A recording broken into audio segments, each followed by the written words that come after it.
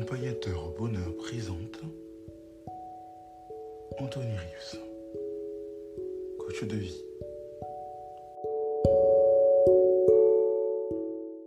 Aujourd'hui, je vais vous raconter une histoire sur l'importance de s'ancrer dans l'instant présent.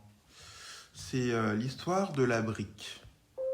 La brique, alors la question, c'est de quoi s'agit-il ? Alors, un jeune et talentueux homme d'affaires passe dans les rues d'un quartier tranquille, roulant un peu trop vite à bord de sa nouvelle Jaguar. Il surveille prudemment afin de ne pas avoir à éviter des enfants qui surgiraient d'entre deux voitures garées et ralentit lorsqu'il croit apercevoir quelque chose. Comme il passe, il ne voit aucun enfant. Puis, une brique fracasse à partir de sa Jag. Il freine et recule jusqu'à l'endroit d'où la brique a été lancée. Le conducteur enragé bondit de la voiture. Il agrippe le premier enfant qu'il voit. Il l'adosse à une voiture stationnée en criant. Le jeune garçon se confond alors en excuses. « Qu'est-ce que tu veux ? Qui es-tu ? Que diable fais-tu ? C'est une voiture neuve ? Et cette brique que tu as lancée va me coûter très cher. Pourquoi tu fais ça ? Hein ? S'il vous plaît, monsieur, je suis désolé, mais je ne savais pas quoi d'autre faire. » Alors que des larmes roulent sur son visage, le jeune pointe à l'arrière d'une voiture stationnée. « C'est mon frère. » De son doigt, il dirige en fait son frère qui est derrière une voiture stationnée. Il est tombé de sa chaise roulante et je ne peux le relever. Voulez-vous, s'il vous plaît, m'aider à le remettre dans son fauteuil ? Il est blessé et il est trop lourd pour moi. Ému et sans dire un mot, le conducteur éteint un sanglot qui lui serre la gorge. Il s'empresse de relever l'enfant handicapé et de le remettre dans son fauteuil. Ensuite, il prend son mouchoir de lin et éponge les égratignures et la coupure de l'enfant.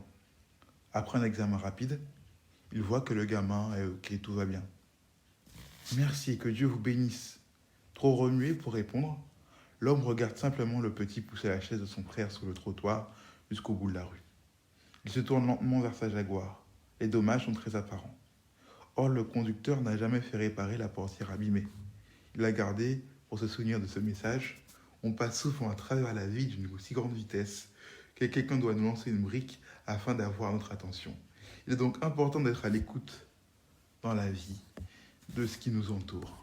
Alors j'ai envie de rigoler, pourquoi ? Parce qu'on sait très bien qu'effectivement, si on nous explose la portière de notre voiture avec une brique, bien évidemment qu'on va quand même faire réparer la portière. On ne va pas continuer à se balader avec la portière ainsi, ne serait-ce que pour les contrôles techniques, etc.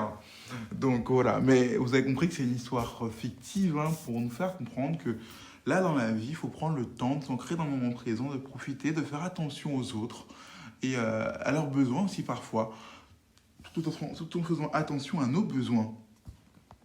Parce que c'est important de garder tout de même l'équilibre.